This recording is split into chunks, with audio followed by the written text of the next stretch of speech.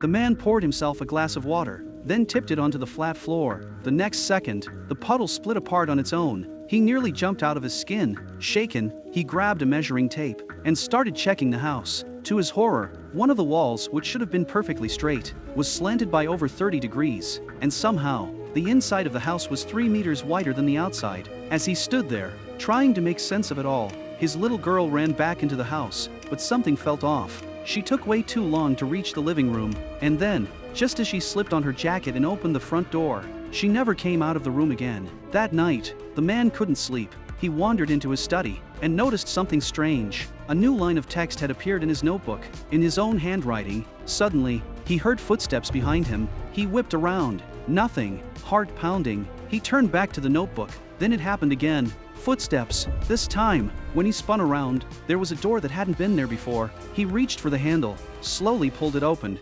Inside, a staircase spiraled down into darkness. Without hesitation, he stepped in. At the bottom, he found piles of photographs, and in one of the rooms, his daughter, lifeless. He refused to believe it. This had to be a nightmare. Desperate, he slapped himself over and over, trying to wake up. Then, a sharp pain shot through his face. His eyes flew open, gasping for air. He jolted awake. It had all been a dream.